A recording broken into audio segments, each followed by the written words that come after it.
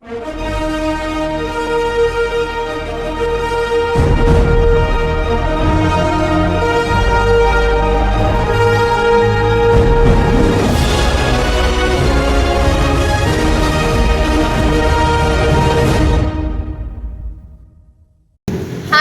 semuanya.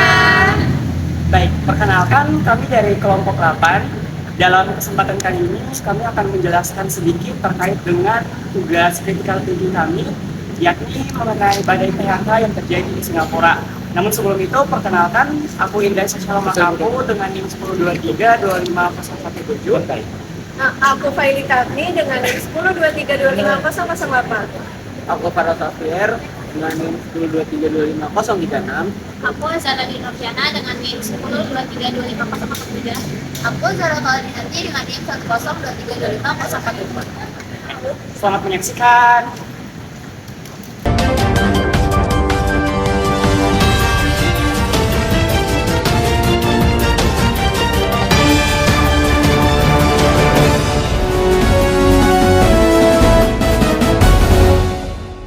Selamat pagi pemirsa, saya melapor dari Singapura.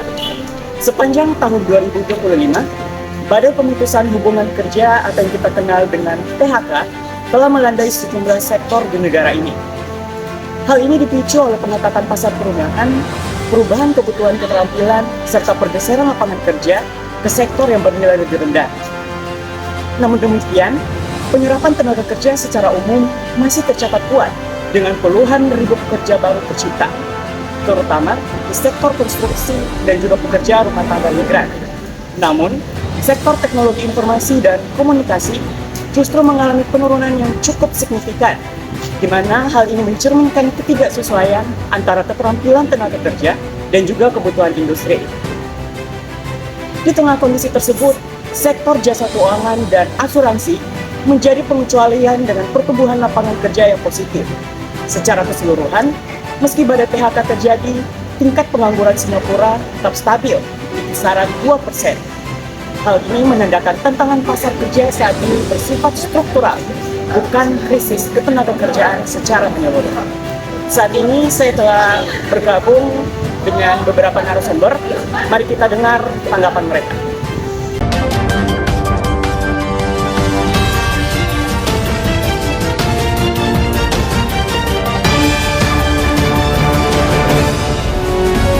Tujuan dari artikel tersebut untuk menjelaskan penyebab terjadinya badai PHK di Singapura pada tahun 2025.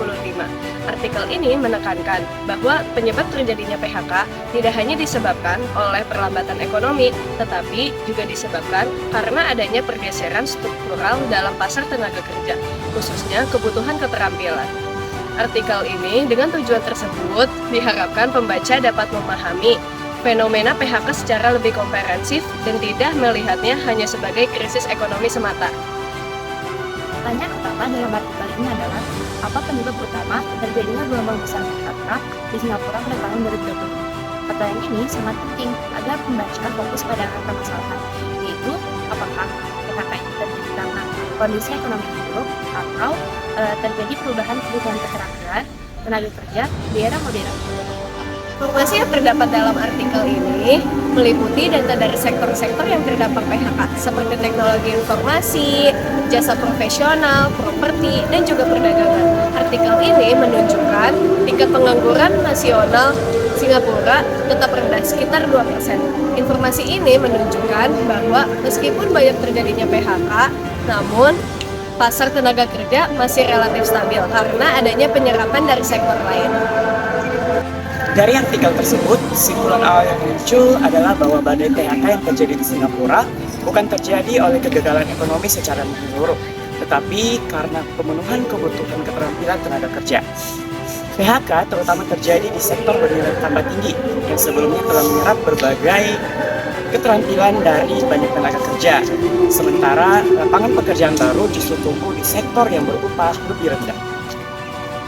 Konsep utama yang dibahas dalam artikel ini yaitu adalah pergeseran struktural ekonomi dan perubahan kebutuhan keterampilan tenaga kerja. Jadi pergeseran struktural ekonomi ini merujuk pada perubahan mendasar dalam komposisi sektor-sektor ekonomi akibat perkembangan teknologi, globalisasi, dan digitalisasi.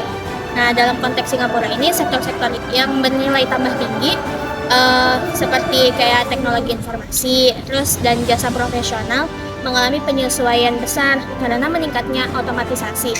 Terus habis itu ada kecerdasan buatan dan penggunaan sistem berbasis data. Artikel ini mengandung beberapa asumsi, antara lain bahwa PHK yang terjadi diakibatkan oleh ketidaksesuaian keterampilan dan bukan karena tingkat krisis ekonomi total. Diasumsikan juga bahwa para pekerja yang terdampak PHK masih memiliki peluang kerja apabila mampu untuk menyesuaikan dan juga mengembangkan keterampilan mereka. Selain itu, tingkat pengangguran yang rendah juga diasumsikan mencerminkan peluang kerja atau tenaga kerja dan juga pasar kerja yang sehat. Implikasi dari fenomena ini adalah meningkatnya resiko kehilangan pekerjaan bagi tenaga kerja yang tidak sesuai dengan kebutuhan. Konsekuensinya adalah pekerja yang tidak memiliki harus mengalami penurunan pendapatan karena harus beralih ke sektor dengan upah lebih rendah atau membutuhkan waktu dan biaya tambahan untuk melakukan reskill. Artikel ini disampaikan dari sudut pandang pemerintah Singapura dan pengamat ekonomi. Perspektif yang digunakan lebih menekankan pada data statistik nasional seperti tingkat pengangguran dan jumlah tenaga kerja. Sehingga sudut pandang pekerja yang terkena PHK secara langsung belum banyak ditampilkan.